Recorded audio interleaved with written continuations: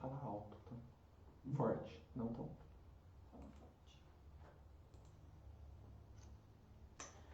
Bom dia, graça e paz do Senhor Jesus sobre a tua vida, sobre a tua casa, sobre a tua família. E uma feliz Páscoa, que Deus abençoe ricamente a sua vida, que realmente a Páscoa verdadeira, que é o nascimento, a ressurreição de Jesus, o nascimento dele na sua vida, na sua casa, seja algo experimentado não somente nesse dia, mas por toda a sua vida. Que mais do que chocolate, ovos e coelhinhos, que realmente o verdadeiro significado da Páscoa, que é Jesus entregando sua vida e ressurgindo dos mortos, vencendo a morte, possa ser real na sua vida, possa ser real na sua família. Amém? Hoje eu estou aqui com uma salinha montadinha, né? Trouxe mais alguns, né? Nós temos aqui o irmão Rodney. Olá. Muito obrigada, irmão. Paz, tudo bom? Que seja um domingo abençoado, feliz Páscoa para toda a família de Pederneiras, da Igreja Batista de Pederneiras e todos daí do mundo que está nos assistindo, que esteja um domingo abençoado e que você possa refletir nas palavras aqui que nós iremos conversar com você. Amém. E nós temos o Daniel também, que veio aqui hoje para compartilhar e para questionar bastante. A graça e paz a todos, aos meus irmãos aqui em Cristo. Que esse domingo, como o Rodney falou, que possa ser um domingo abençoado. E como a pastora também falou, além do chocolate, além do ovo de Páscoa, que nós possamos verdadeiramente ter o Espírito de Cristo e termos Cristo em nossa vida, que é o que necessitamos nesse momento. Amém. Pois é, e nós estamos assim numa série, né, quando nós entramos nesse período aí de quarentena, de isolamento social, nós iniciamos uma série, não paramos as atividades da igreja, porém fazendo online, e a proposta da escola bíblica é de fazer estudos bíblicos, não é? Só que aí nós suspendemos os nossos estudos que estávamos fazendo sobre o livro de Romanos, por conta da abrangência. Acreditamos que muitos que não frequentam a escola bíblica não estejam participando conosco. Como eu disse, é uma imensa escola no ar, né? E aí nós mudamos o foco, então. Nós estamos trazendo crises, relatando crises, momentos de crises, como nós estamos vivendo hoje, que estão relatadas na palavra de Deus. E essas crises, na verdade, a ideia, a proposta que nós trazemos é de que nós possamos avaliar, né, a forma como Deus agiu em meio a essas crises, ok? Mas hoje nós queremos focar, nós vamos falar sobre uma crise, uma determinada crise, nós vamos falar sobre como que aconteceu tudo isso, porém, e como Deus operou na crise, porém, hoje o nosso foco vai ser atitudes em meio à crise. Sim. Como que as pessoas reagem em meio à crise. Nós temos visto isso na crise que vivemos hoje, mas nós queremos focar uma passagem bíblica sobre isso. Nosso estudo vai estar focado em Êxodo, capítulo 14 e 15, tá? Eu quero ler 2 versículos do capítulo 14 com vocês para iniciar.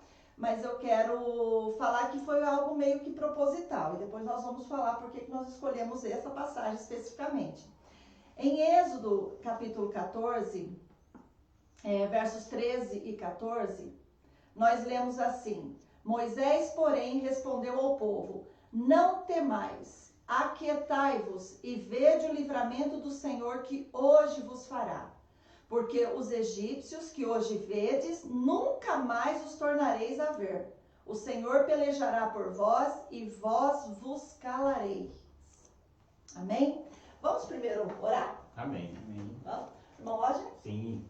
Senhor nosso Deus, nosso Pai, nós te agradecemos por mais uma vez estar na tua presença. Amém. Entregamos, Senhor, tudo aquilo que será feito aqui, que tu possa, Senhor, nos abençoar, nos direcionar. Em nome de Senhor, abençoar as outras pessoas que aqui também estejam visualizando. Sim, Que tu possa abençoar cada família neste domingo, Amém. Pai.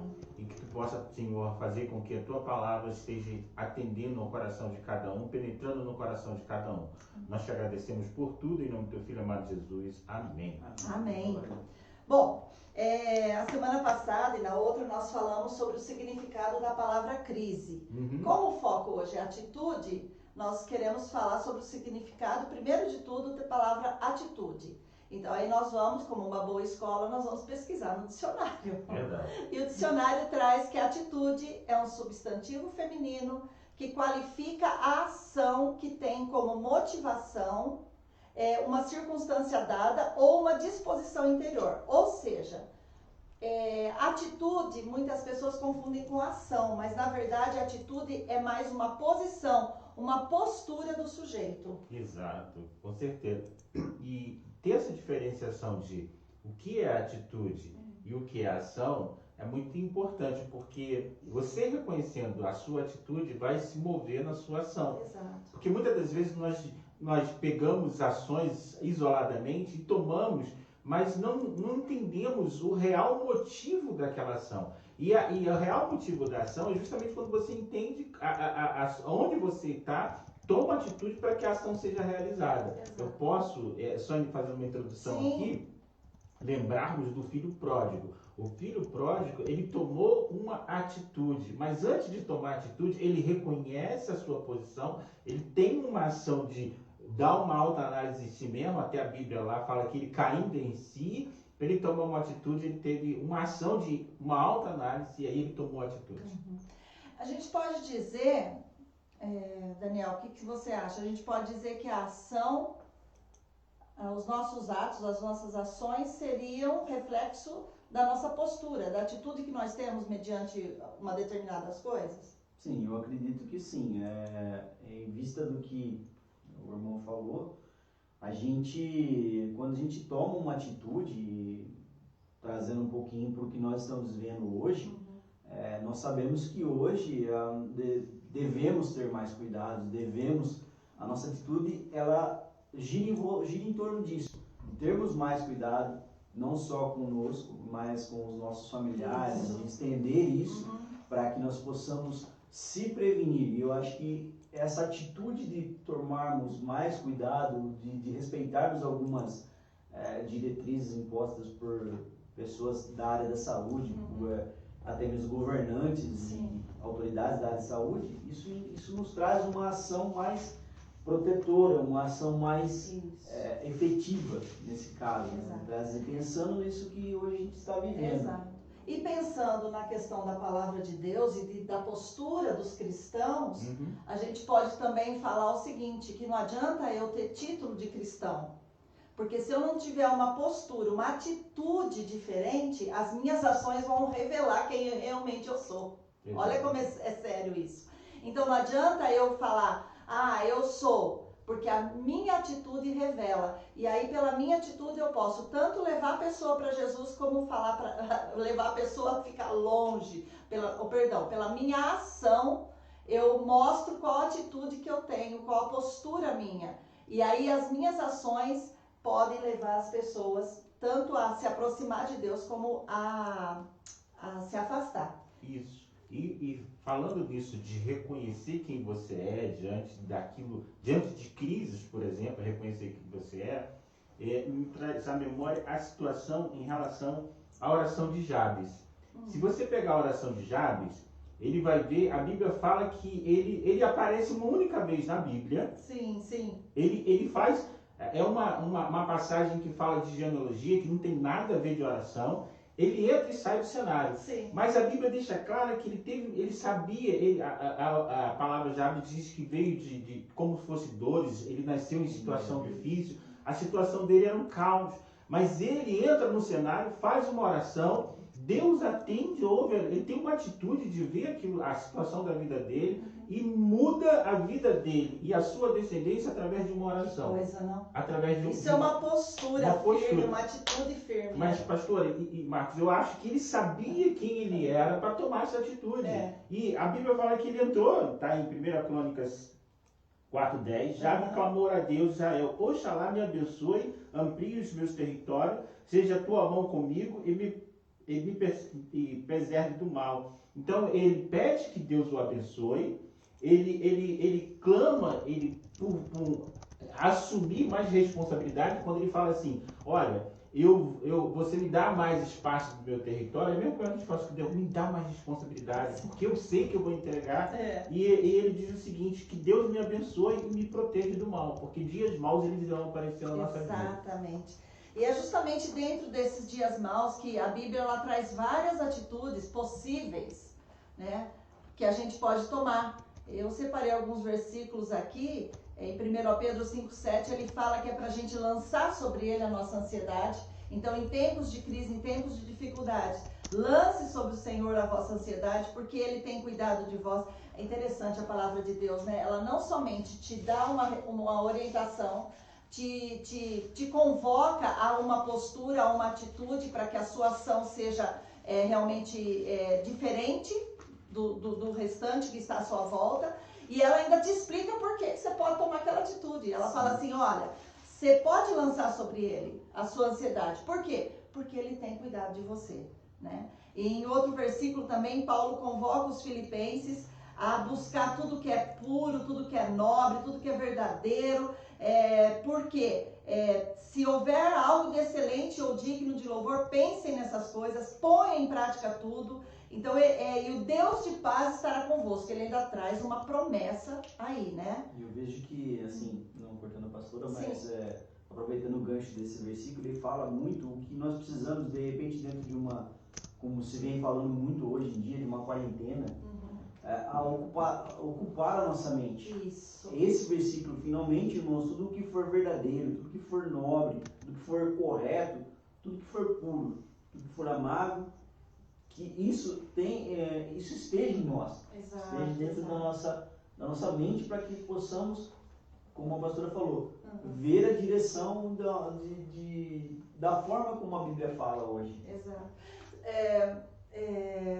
Só completando, a semana passada, domingo passado, uma irmã mandou uma mensagem para mim e falou, pastora, tenho chegado tantas coisas aqui para mim, e eu estou compartilhando, mas eu não sei se eu devo, né? E aí eu expliquei para ela, né? Porque ela realmente estava com o coração desejoso de estar compartilhando tudo, achando que realmente estava fazendo bem. E eu expliquei para ela o seguinte, que nem tudo que chega para nós hoje, infelizmente, é confiável. Nem tudo a gente pode confiar e acreditar que é verdadeiro.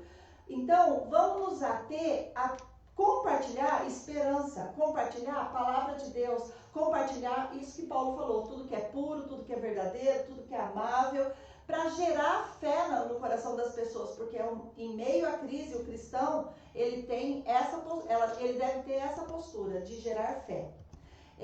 Só assim, antes da gente continuar, eu queria abrir um parênteses.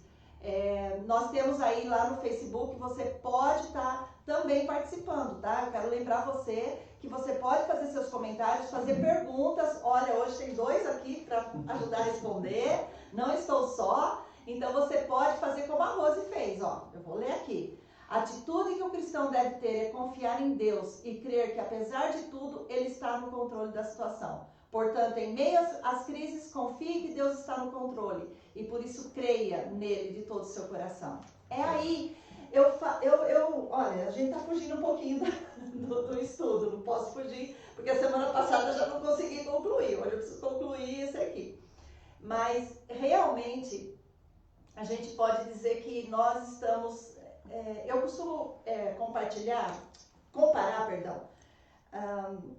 eu como mãe, eu criei meus filhos, eu inculquei a palavra, eu fiz o que a Bíblia diz, eu inculquei a palavra de Deus, eu os ensinei sobre, eu levei-os a gerar fé, a ter um encontro com Cristo. Só que chega num dado momento da vida, no caso principalmente adolescência, juventude, que é a hora que eu, mãe, estou sendo avaliada, eu vou estar em prova.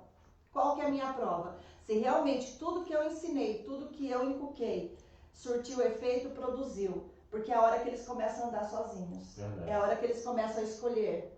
E é importante que eles tenham esse processo de escolha pessoal, para eles se posicionarem. Porque lá fora não adianta repetir o discurso da mãe, eles têm que ter o deles.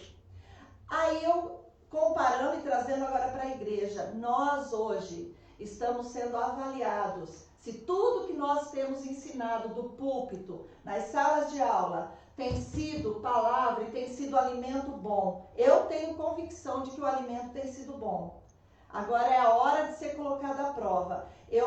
Sim, a gente faz de tudo para ter a igreja por perto, mesmo porque a gente sente falta, não é?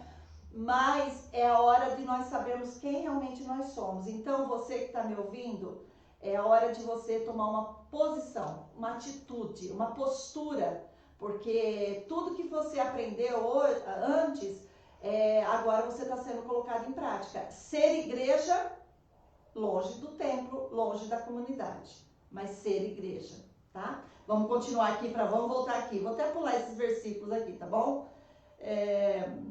Tá, vamos voltar para o texto inicial. Nós estamos aqui em Êxodo, tá? O nome Êxodo já é saída, né? Já quer dizer isso.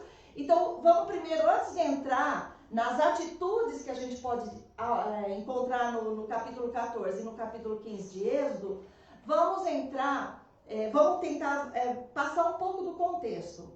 Então, lembrando, não é? Deus chamou lá Abraão, sai da tua... Olha, eu fui lá longe, hein? Mas vai rapidinho, 5 minutos eu explico tudo. Deus chama Abraão, sai da tua terra e da tua parentela para uma terra que eu te hei de dar. Aí vai Abraão. Aí tem toda a história de Abraão, papapá, que não é o caso hoje. Gerou Isaac. Isaac vai lá com Rebeca e gera Jacó e Esaú. Esaú e Jacó, né? Esaú chegou antes. E aí nós vemos que Jacó, ele tem toda uma história que não vamos também falar agora. E a Bíblia diz que ele teve os seus 12 filhos, que são as 12 tribos de Israel. E um desses filhos foi José, que foi vendido pelos seus irmãos como escravo e foi parar no Egito. Lá no Egito, Deus usou José, mesmo lá na prisão, e despertou a atenção do rei, do faraó, e vai José até lá ao palácio e Deus o usa para trazer revelação dos sonhos do faraó, e o faraó coloca José como governador para colocar ordem na situação de tudo que Deus estava revelando ali. E aí José sendo o homem mais importante do Egito abaixo do faraó. Passa-se um tempo, Deus usa José e o Egito fica muito rico e vem a família de José para lá, há o perdão e o faraó dá um espaço de terra lá numa região chamada Gozen, que é acho que é mais para o norte, se eu não me engano, do Egito. E aí a família, olha, gente, que interessante, vai para lá os irmãos e os filhos de José e eles ficam ali naquela terra. A Bíblia diz que eles simplesmente se multiplicam de tal maneira que eles começam a se tornar um povo muito grande. E aí José morre, os irmãos de José morrem e ficam os seus descendentes. Então nós estamos aqui no momento onde nós temos os descendentes de José, os descendentes de Jacó, que depois mudou o nome para Israel, né? É por isso que são o povo de Israel, mas lembrando, não é o povo nação Israel. Ainda é o povo hebreu, o povo de Israel, porque eles vêm de Jacó. E Deus mudou o nome de Jacó para Israel. Vamos lá. E aí eles estavam ali e a Bíblia diz que o rei, o faraó da época, não tinha mais nada a ver com José, com a descendência. E ele simplesmente fica incomodado com aquele povo que cresce demais. E por conta de crescer demais, ele fala assim, nós temos que dar um jeito. Então primeiro começa a colocar muito trabalho sobre eles. Aí não adiantava, eles continuavam crescendo. Aí coloca uma quantidade de trabalho a título de escravidão mesmo. Eles se tornaram escravos, trabalhavam demais, mas continuavam crescendo. O faraó então manda matar os bebês homens. As parteiras temeram e não conseguiram fazer isso. E aí nós chegamos num ponto, o livro de Êxodo, o início do livro de Êxodo chega num ponto, né? Que Deus tinha uma promessa de um libertador. Passaram-se, a Bíblia diz que passaram 430 anos. 430 anos de José até ali onde nós estamos agora, que é o que Deus vai operar agora nesse meio. Então veja, qual que era a situação? Eles estavam como escravos, Deus levanta um homem chamado Moisés, que de uma forma milagrosa lá, Deus orientou a mãe dele a tirar ele, porque aí o faraó estava tão perseguidor, que ele fez o quê? Ele pegou e mandou matar todos os bebês e jogar no rio. E aí a mãe guardou, segurou Moisés e ele foi salvo. Criado inclusive pela filha de Faraó, mas que também não vem a história. Passou já 5 minutos? Acabei o contexto. Aí nós chegamos no momento que Deus levanta então Moisés, e todo um período aí, 40 anos sendo tratado no deserto, 40 anos para lá, e chega Moisés preparado para ser o libertador. Então ele chega até o faraó, manda sair, libera meu povo, o povo de Deus tem que ir embora, né? E não era povo qualquer, não. A Bíblia diz que quando eles saíram, eu tenho marcado aqui, eram cerca de 600 mil homens a pé, além de mulheres e crianças. 600 mil homens a pé, além de mulheres e crianças. Era muita gente. E aí, Deus então, esse povo, só para vocês entenderem, esses 600 mil homens, essas mulheres e crianças, eles presenciaram um período de milagres estrondosos. O faraó endureceu o coração, a gente tem até a musiquinha que a gente canta para as crianças. E aí Deus então usa Moisés para poder trazer, para poder de alguma maneira movimentar, para de alguma maneira levar o faraó a liberar o povo. E aí vem as famosas pragas do Egito, né? Então nós vemos o quê? Gente, eu estou falando rapidinho, para dar uma passada. Aí nós vemos a praga lá que se transformou a água em sangue, depois nós vemos as rãs, depois nós temos aí os piolhos, as moscas. Gente, isso era algo insuportável e vinha só sobre os egípcios. Lembrando, então não é algo, a natureza se rebelou e mandou os gafanhotos depois. Tá, mas como é que os gafanhotos foram só nos egípcios? Veio a chuva de pedra. Mas só atingiu o rebanho dos egípcios, só atingiu as casas dos egípcios. Os hebreus estavam na mesma terra, entendeu? O que eu quero mostrar com isso? Eles presenciaram coisas tremendas. E aí nós temos a última praga, a 10ª praga, que foi a morte dos primogênitos. E aí nós vemos Deus instituindo a primeira Páscoa, né? Pessah, em hebraico, Pessah, que quer dizer saída, passagem. E Deus instituindo, inclusive, as regras de como deveria ser comemorada essa Páscoa. E a gente vê nessa Páscoa, irmãos, a gente vê a simbologia, né, para remeter ao sacrifício de Cristo na cruz do Calvário. A gente vê que realmente, muito obrigada, a gente vê que realmente nós temos aí a figura do cordeiro que seria sacrificado lá na frente, que é Jesus. Sim. Tá? Nós queremos só pontuar isso porque justamente hoje, né, nós comemoramos a Páscoa. Então é importante que você saiba, se você não sabia, é importante que você saiba que a primeira Páscoa ela foi lá no Egito, lá no Êxodo, quando o povo de Israel, o povo hebreu saiu, Deus tirou, libertou com mão forte, através de maravilhas, de prodígios, de coisas tremendas. Deus tirou aquele povo daquela terra e Deus conduziu-os até a terra prometida, que é a Canaã, tá? E aí Deus passa toda uma simbologia sobre sangue, sobre escolher um cordeiro sem mácula, que é a figura de Cristo, um homem sem pecado, nascido não da semente corruptível do homem, mas nascido pelo Espírito Santo, né? Gerou no ventre de Maria. Então veja, o cordeiro ali sendo sacrificado, o seu sangue sendo aspergido nas portas, nos umbrais das portas dos hebreus, e o anjo da morte, quando passa, não entra ali onde tem o sangue, ele não entra, ele só vai onde não tem a marca do sangue. Então nós vemos toda uma simbologia realmente do sacrifício de Jesus, que é o que nós comemoramos hoje, né? Nós comemoramos o sacrifício, a morte, a entrega, porque com a morte foi um resgate, um pagamento pelo meu pecado, pelo seu pecado.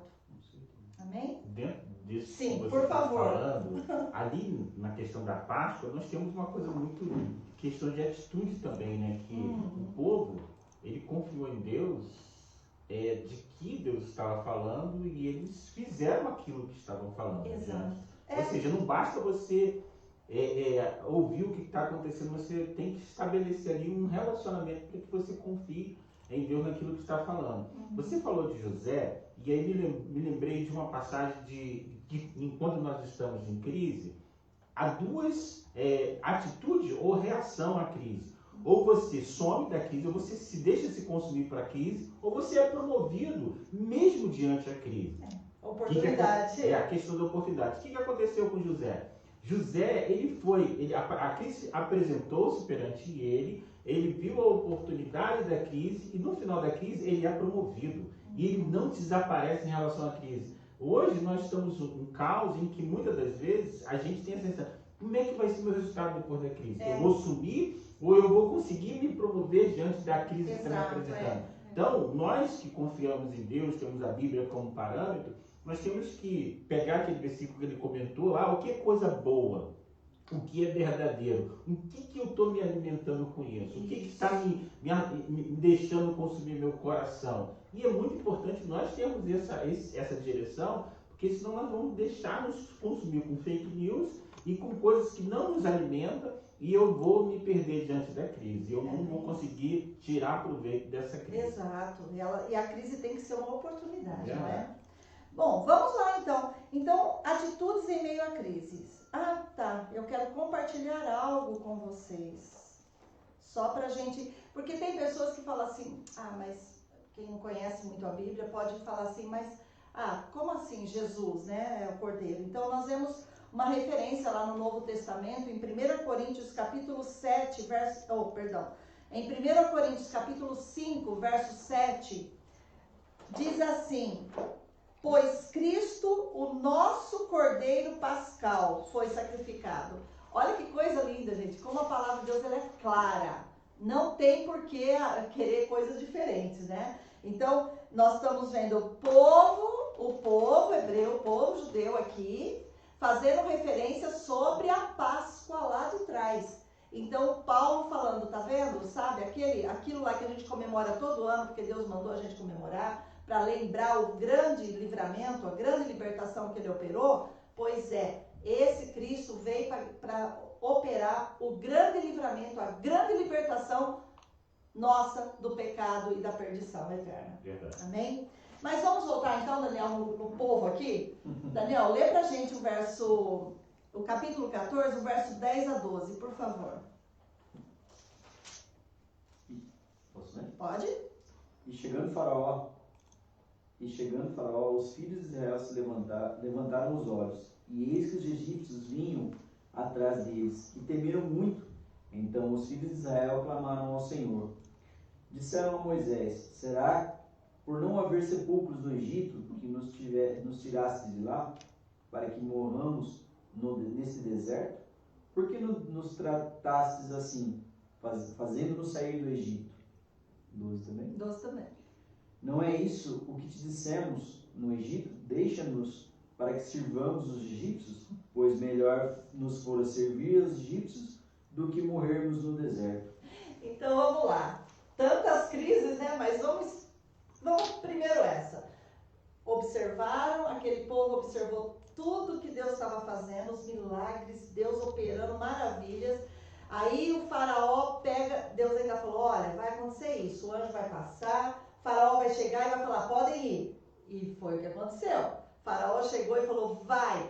Aí eles ainda não, olha que coisa, eles não saíram de mão abanando, não. Verdade. Pediram lá, o povo egípcio deu prata, deu tudo, e eles, roupas, e eles, os despojos, exatamente, eles saíram e foram, caminharam de Ramsés até Sucote, 40 quilômetros, aquele povo, aquela multidão. Aí, olham para trás, o que acontece? O faraó tinha mudado a decisão. Não, vamos perseguir, vamos atrás. Ele deve ter tido bons conselheiros, né? O faraó deve ter tido bons conselheiros. Ele também não ia deixar, mesmo sofrendo, mesmo tendo todas as atitudes que ele teve, ele não ia deixar fácil. Não, no momento da dor, ele soltou. Mas depois ele voltou atrás e falou, não, peraí.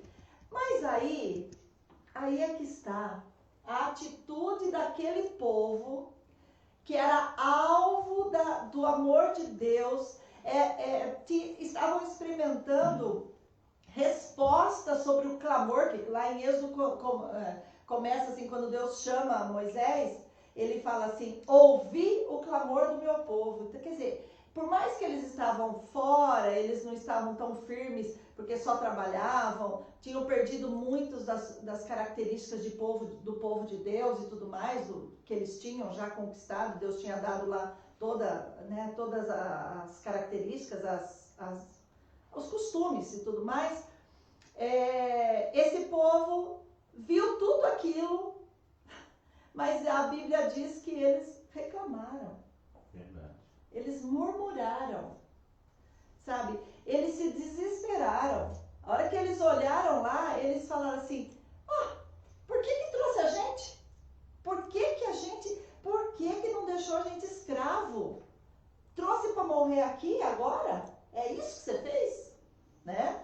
Então, eles não conseguem acreditar que o mesmo Deus que enviou todas aquelas pragas, que operou todas aquelas maravilhas, pudesse trazer um livramento para eles ali. Verdade. Olha, e aí aparece uma atitude que ela se prevalece até hoje dentro dos nossos meios, que é a murmuração. Né? E a murmuração, ela tem uma característica ligada diretamente a um senso de ingratidão. Sim. Porque se você se deixa dominar pela ingratidão, você vai murmurar porque você está dizendo, esse Deus aqui eu sirvo, ele não está de acordo com aquilo que eu quero.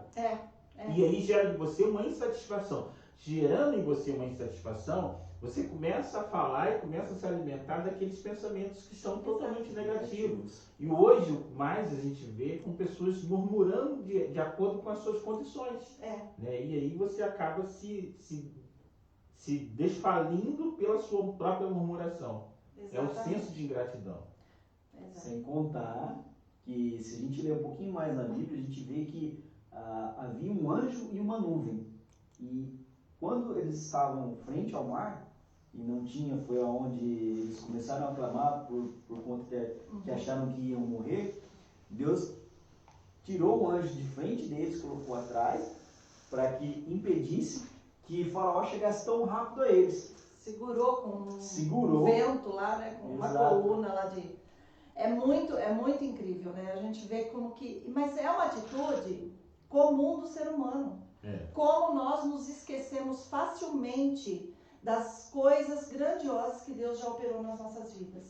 Como que nós nos esquecemos... E é esse o papel da igreja. De lembrar, sabe? De te lembrar. Acorda! O mesmo Deus que operou naquela crise lá, lembra aquela situação de enfermidade, ou de falta de dinheiro, ou sei lá, de confusão em relacionamento, é o mesmo Deus, ele está vivo e ele pode operar hoje. Com certeza. É isso.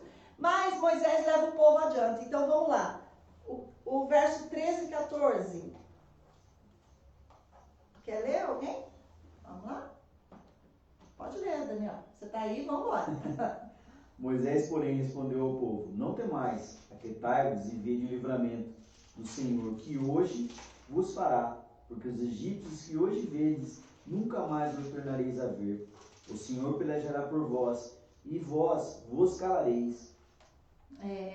Olha que a minha versão fala assim, tão somente acalmem-se. Então, Moisés, ele entra ali para combater aquela murmuração, igreja, você é Moisés, para combater aquela murmuração com uma palavra de confiança. Verdade. Com uma palavra de fé. Ele fala, opa, aquietai-vos, calma aí, se acalma, respira fundo, né? Diria um bom psicólogo, cheira a florzinha e assopra a velhinha, né? Assim, respira fundo e solta devagar o ar, vamos aí relaxar, vamos oxigenar e vamos dar uma acalmada, né? Por que Moisés falou isso? Porque Moisés, ele sabia do Deus fiel, com quem ele estava lidando, não era qualquer um, ele sabia. Né? Verdade. E você estabelecer confiança, a confiança ela só vem através do relacionamento. Isso. E se você não tiver um relacionamento, você não tem como estabelecer confiança. Então, Moisés, ele tinha um relacionamento com Deus. Então, ele quer transmitir esse senso de paz. Ele fala, galera, vamos baixar a bola, vamos ver exatamente que situações nós temos e vamos aquitá-los, simplesmente não se deixe consumir por isso tudo, porque eu tenho um relacionamento com um pai. E aí eu volto lá à questão do filho pródigo, quando ele toma a decisão de voltar, ele volta porque ele confia. Exato. Ele volta porque ele tem um pai. Porque ele não tem simplesmente um padrasto, como diz aí, ou aquele que é simplesmente... Ele toma uma atitude baseada em uma confiança, baseada em um relacionamento que ele tinha anteriormente, Sim. baseado em dados para ele tomar essa atitude de confiar e voltar. E exatamente hoje a igreja tem que fazer. A igreja tem que confiar naquilo que você tinha falado anteriormente, do que nós pregamos. Esse é o momento de você dizer assim, o que eu estou pregando é verdade daquilo que eu estou? Exato. Eu estou sendo coerente? Eu estou sendo coerente com aquilo que eu estou falando? Na semana passada eu falei lá com o pastor Leandro, que tem lá em Romanos 12, que fala assim, estabeleceis, apresentai-vos o vosso corpo como sacrifício vivo, que é o vosso culto racional. Sim. E a gente lembrou que o vosso culto racional é você ter uma coerência daquilo que você prega. Ele tem que ser uma coisa de racionalidade, que tem início, meio e fim, que você não prega uma coisa e vive uma outra coisa diferente. É por isso que muitas vezes nós, assim, não é que Deus não faça, não opere milagres e maravilhas. Deus opera, claro, a gente acredita nisso. Mas muitas vezes nós achamos assim, queremos levar uma pessoa até Jesus. Então queremos vamos dizer que a pessoa está com uma enfermidade. E aí nós queremos que Deus opere o milagre da cura, para que a pessoa creia e se converta. Mas quantas pessoas que eu já vi experimentando o milagre da cura e nem por isso se converteram. Verdade. Aí você fala, não é possível? Sabe por quê? Porque não são momentos, não é um relacionamento raso, não é um frequentar uma igreja ou até ser membro de uma igreja que faz você ter a confiança para os dias maus. Mas a confiança ela é gerada mediante um relacionamento. É a partir do momento que eu conheço, eu posso confiar. Por que uma criança consegue confiar no pai e na mãe? Porque ela tem um relacionamento. Sim, com certeza. Agora, se é um pai ausente, por exemplo, que trabalha muito fora, ele já não tem o mesmo relacionamento. Não é porque tem o vínculo, né? Então é algo assim. Por isso que a gente fala sobre a questão também de ter qualidade. Às vezes não tem quantidade, mas então vamos ter qualidade no relacionamento, não é? Então, essa questão de confiança, ela é gerada. A confiança ela é gerada mediante o relacionamento. E só aproveitando a questão da confiança, em 2 Reis 17, é interessante que a confiança da atitude de Elias, aí com Deus fala, olha, eu já falei de você para a viúva, eu já providenciei para você os corvos que vão te alimentar, ou seja, confiar no Deus que eu tenho um relacionamento, que fala comigo. Elias, quando começa a falar, eu sou Elias Tisbita, aquele que está debaixo de um Deus que vive. Então ele sabe de tudo, ele conhece, ele ouve e ele confia. Exato. Porque se ele não confiasse, ele vai dizer, não vou para esse lugar. Não. É a questão da confiança. Será que é mesmo? Ele coloca, será que é Deus que está... É a questão do relacionamento. Essa também é outra questão, né? Mas como que eu sei quando é Deus? Desculpa, eu só sei se eu tiver relacionamento com Ele.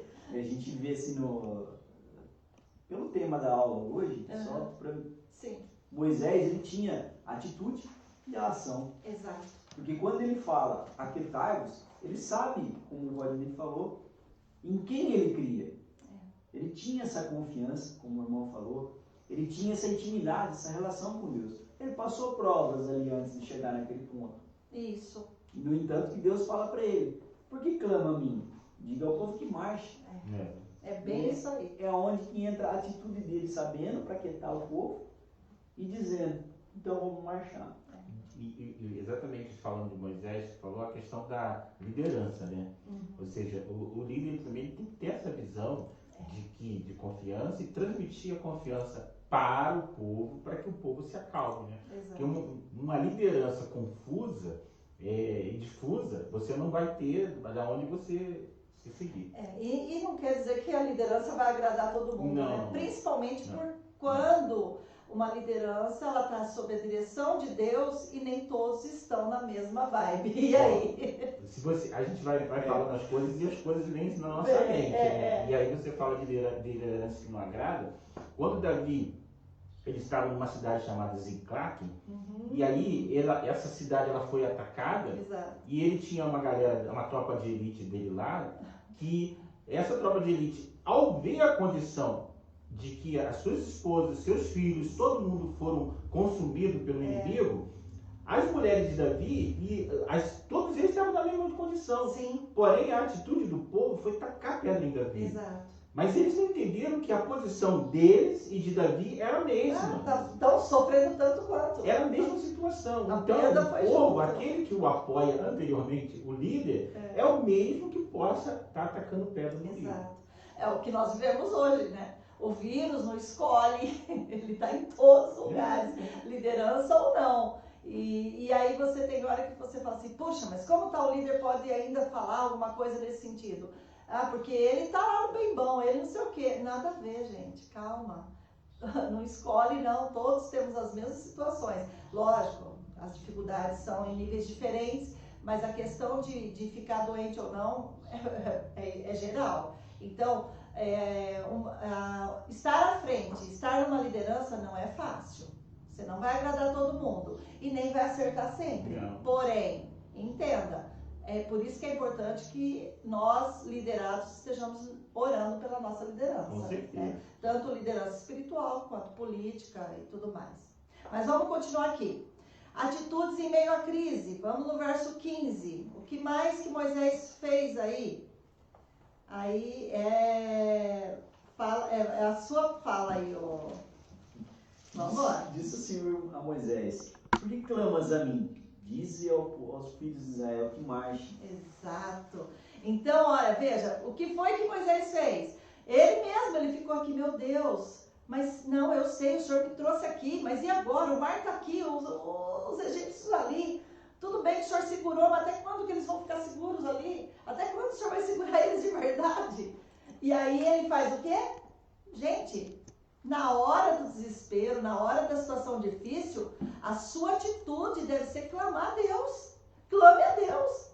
Então, Moisés levou o seu clamor, o clamor do povo para Deus, e ele, certamente, ele colocou diante do Pai o temor, a ansiedade, porque não é porque você está na frente que você está imune a ficar ansioso, imune a estar angustiado. Isso faz parte de todos nós, como você disse. Davi estava ali junto. Possivelmente pode ser o primeiro a ser atingido. Sim, com toda certeza, porque veja, você tem responsabilidade sobre você, mas não é só sobre você. Tem sua família, sua esposa, suas filhas. Mesma coisa. Então veja, nós não temos só responsabilidade sobre nós. Moisés não tinha só sobre ele, a esposa dele estava lá, ele tinha filhos, mas não era só isso, ele estava responsável por um povo.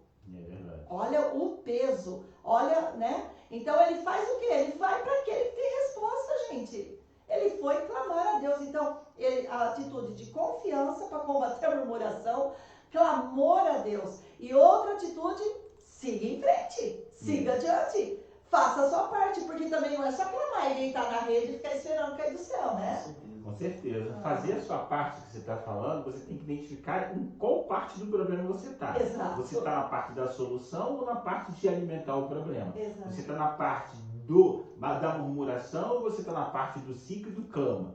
Exatamente qual parte do problema você está fazendo parte, vamos dizer assim. Exato. Então, você tem que entender o seguinte: eu não posso fazer parte da murmuração, eu não posso me dar esse luxo de fazer parte da murmuração. Tem que fazer parte da siga ou fazer parte do clamor. Exato. E aí, Nós, como povo de Deus, temos que ser a parte da solução.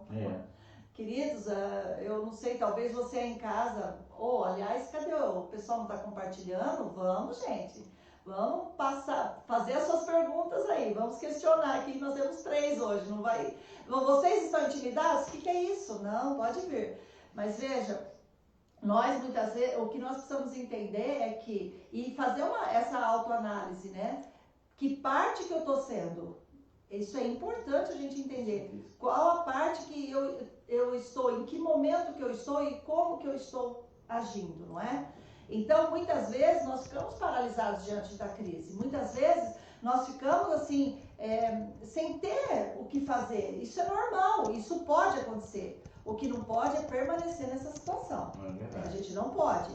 Então, existe sim o tempo de espera, existe sim o tempo de se acalmar, como a Rose disse, temos que ser como Paulo, manter a calma. Tem sim, tem o tempo. É que às vezes a gente é que nem Pedrão, né? A gente vai somos sanguíneos, empurrando todo mundo e saindo pela frente. E às vezes a gente é como Elias, quer se afundar numa caverna e ficar quietinho, escondido até tudo passar. Porém, há tempo para todas as coisas. Há tempo para esperar, há tempo para se acalmar, mas nada além do tempo para escutarmos o comando de Deus e novamente nos mover na sua direção. Outra atitude que a gente viu aí, versos 17 até o 20. Quer continuar lendo, Daniel? Fica à vontade. Eis que endurecerei o coração dos egípcios, para que vos sigam e entrem nele. Serei... Opa. Você está no 14? Ao 15? Ah, tá certinho. Vai embora. Eis que endurecerei o coração dos egípcios, para que vos sigam e entrem nele. Ele fala de entrar aqui no mar. Nós pulamos 2 versículos. Esse versículo ele fala que para estender a mão, o cajado, né, ali a vara, o bordão, né, nas águas do mar, e eles vão se abrir. E aí ele fala: serei glorificado em Faraó e em todo o seu exército, nos seus carros e nos seus cavalarianos. E os egípcios saberão que eu sou o Senhor, quando for glorificado em Faraó, nos seus carros e nos seus cavalarianos. Isso. Então veja, aí tem mais versículos, ali no 23, ele conta o que aconteceu ali. Então Deus manda, Moisés fala para o povo marchar, estendeu lá o bordão, o cajado, a vara, e as águas se abriram, e muralha de água de todo lado, seco no meio, o povo manda o povo marchar, vai em frente. E aí Deus ainda fala: Moisés, seguinte, eu vou fazer esse povo que está lá atrás perseguir vocês aqui. Eu vou suscitar tanta dureza ali neles, que eles vão vir atrás. E o povo vai ver quem sou eu, né? Então, Deus estava convocando Moisés a contemplar os seus feitos, as suas obras. Então, a ação de Deus no tempo, é importante que a gente olhe, observe as coisas que ele fez e faz. Porque isso vai gerar em nós uma atitude positiva diante de uma crise. Verdade, aí tem aquele versículo: quero trazer da memória aquilo que me traz esperança. Ou seja, nosso coração tem que ficar, as nossas energias, ela tem que ficar debruçada em cima daquilo que nos traz esperança, daquilo que nos traz renovação, daquilo que lembra de que Deus fez para que a nossa caminhada seja contínua. Porque se só nós olharmos o problema, nós iremos ser consumidos por ele. Exato. Agora, a gente tem que lembrar do que Deus fez. E aí eu pego outro exemplo de Davi diante o gigante. Davi faz o seguinte: ele analisa o gigante. Isso, foi a aula da semana passada. Ele analisa o gigante e ele fala: poxa, eu já fiz algo com meu Deus escondido comigo, entre o leão e o osso. Eu sei o que eu vi. Eu sei. Então ele faz uma análise, ele traz a memória da sua condição, da sua capacidade e toma ação. Ele toma a atitude, entendeu? Então nós também temos que fazer essa coisa. O que Deus já fez para mim no passado? Em situações que eu estava caído, que eu estava totalmente achando que era o fim, e ele me resgatou, e ele me deu ânimo e me seguiu em frente. Eu tenho que trazer isso fresco dar um refresh na minha memória para que isso seja um impulsionador das minhas atitudes. Exato, exato. A semana passada nós terminamos a lição, lá, eu estava com o Marcos Paulo aqui, nós terminamos falando sobre Jó e o diálogo de Jó com Deus. Quando Jó estava lá se entregando, a coisa estava difícil, Deus chama Jó e fala, pera lá, vem cá, vem olhar tudo aqui. Né? Quem é que fez isso? Quem é que fala para o mar, fica até aqui, daqui para cá você não vai? Quem é que coloca isso? Quem é que põe as estrelas? Quem é que sabe, coisas assim, né? Então, quando nós contemplamos a obra de Deus, quando nós contemplamos as feituras de Deus, aquilo que Deus operou, tanto na palavra de Deus, quanto na própria natureza, a própria situação do nosso planeta, suspenso no meio de nada, sem nada segurando, quando nós conseguimos enxergar isso, e você vê ali Moisés, o que aconteceu? Deus mandou um vento oriental, olha o poder de Deus, Deus dominando sobre a natureza, dominando sobre todas as coisas. Quando nós contemplamos a obra de Deus, isso gera em nós fé, gera em nós a certeza de que Ele que fez tudo isso é capaz de fazer aquilo. E quando nós principalmente fazemos como você colocou, na questão do Davi, quando eu olho para mim, para minha vida, o que é que eu fiz, o que é que Deus fez em mim, através de mim, isso gera fé, para eu saber que se Ele fez ali, Ele vai fazer aqui, ok? O Robson Eugênio, ele também mandou um recadinho. Atitude para lutarmos e sairmos da zona de conforto é essencial na vida cristã. Foi o que Moisés fez com o povo, com a bênção de Deus, que sempre está nos guiando. Basta uma atitude nossa que Deus vai na frente sempre. Amém. É exatamente isso, o Robson.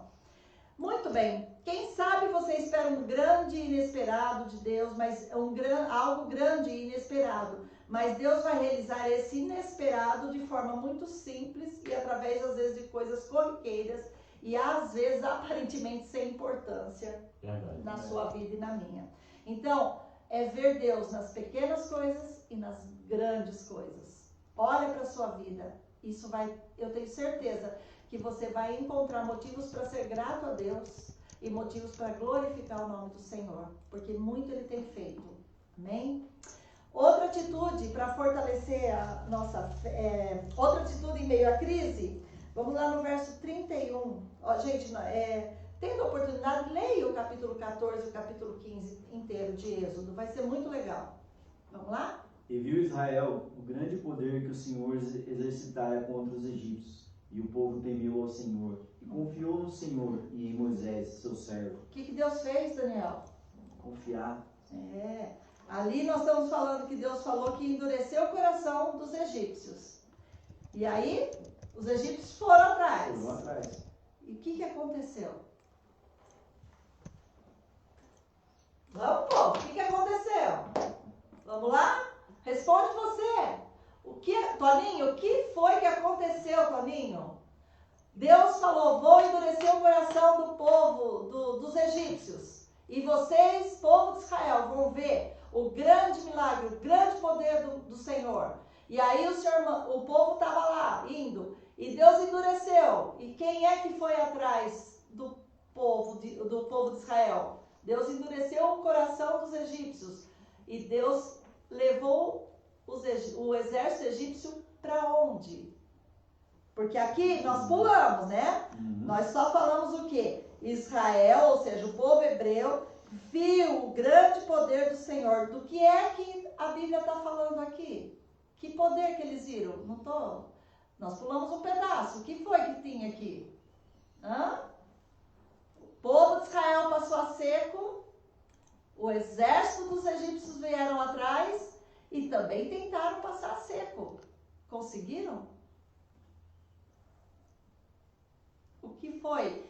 Quando a gente lê esse versículo 31, Israel viu o grande poder do Senhor contra os egípcios, o que foi que eles viram? Eles viram as águas, as muralhas de águas, virem abaixo. Vocês sabem que existem estudiosos que tentam combater essa passagem. Eu vi várias teorias. Eles falam assim, não, Ali não foi muralha d'água não, gente. Ali, ó, tinha assim um rasinho de água, né? É um período que o vento oriental, ocidental, não sei o que, bate e a maré abaixa. Então o povo não passou a seco. E a Bíblia diz que passaram pelo mar a seco, né?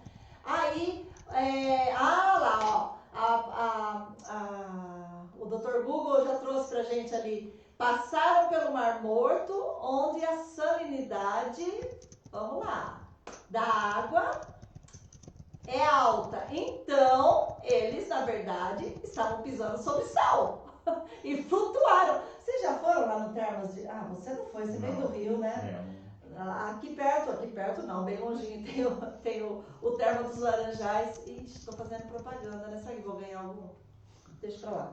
Então, e lá que eu vi isso, né? Tem a piscina de Israel. A piscina de Israel, ela é com bastante sal, né? Então, e aí o que acontece? Lá, o corpo flutua por conta do sal. Então, algumas pessoas acham isso. Não, era por conta disso.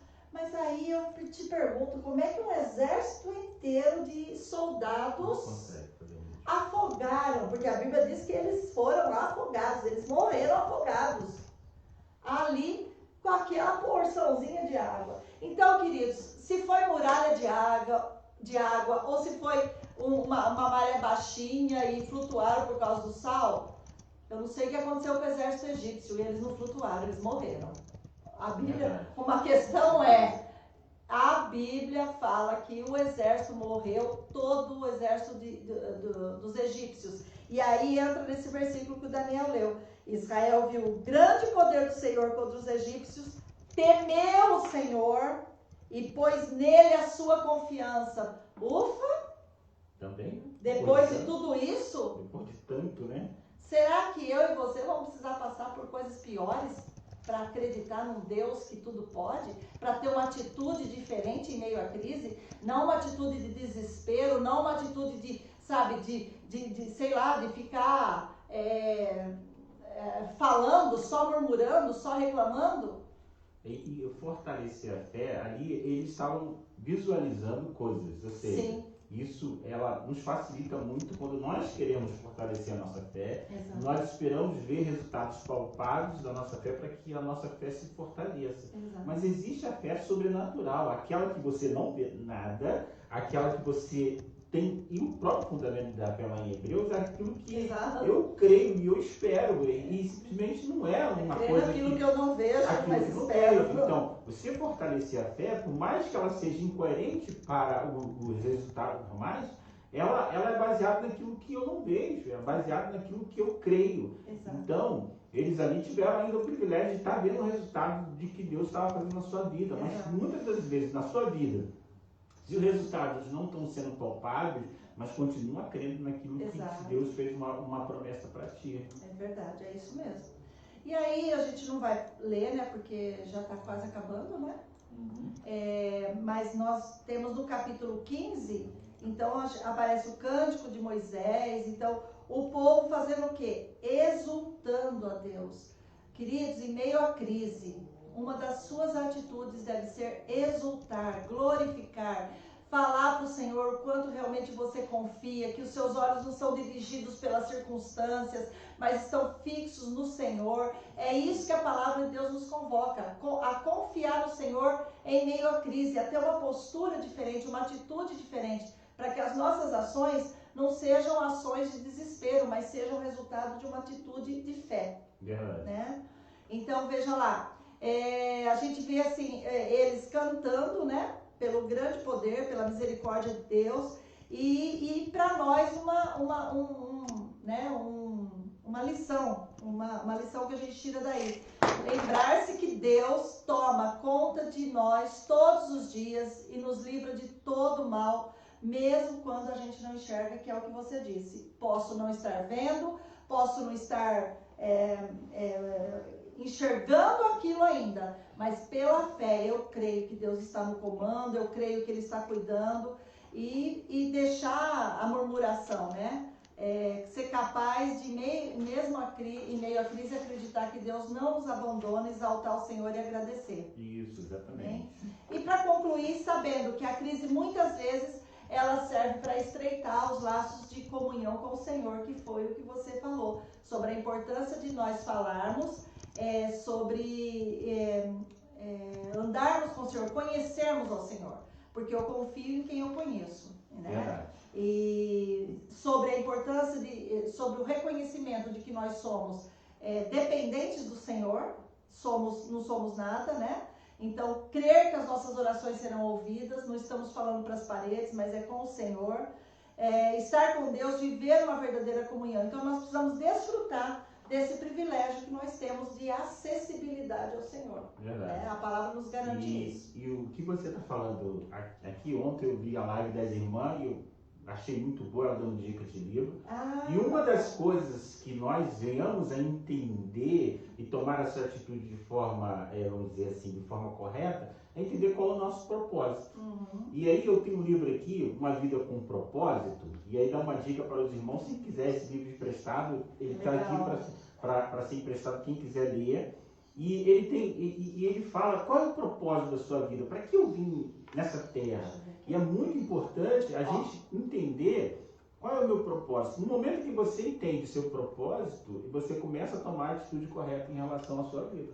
Então, uma dica de livro para você, leia, é muito bom. Muito bom. E aí nós vamos encerrar, né? Vamos falar a respeito do culto à noite. Por favor, gente, hoje, às 19 horas, o nosso culto de celebração, culto especial de Páscoa. Especial. Continua sendo especial. Continua sendo, né? Um Estamos longe.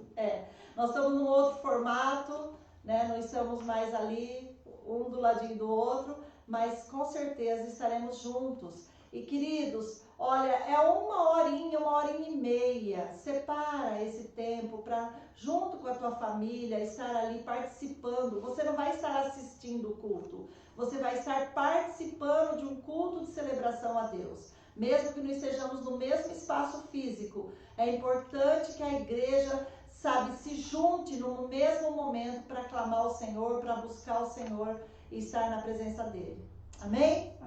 Mais algum comentário? Não, amém. Mais algum comentário? Amém. Muito obrigado por vocês. Obrigado pela oportunidade. A próxima semana estaremos aqui novamente com a nossa escola bíblica no ar, online. Amém? Vamos orar para encerrar? Deus, nós te louvamos, te engrandecemos pela tua palavra. A tua palavra que nos dá vida, a tua palavra que nos desperta, a tua palavra que realmente suscita em nós, ó Deus, confiança. Traz para nós, Senhor, motivos para crer e saber que o Senhor tem cuidado de nós. Que essa verdade possa estar contagiando, possa estar envolvendo, enchendo cada coração que está nos ouvindo agora. Em nome de Jesus. Amém. Amém. Amém.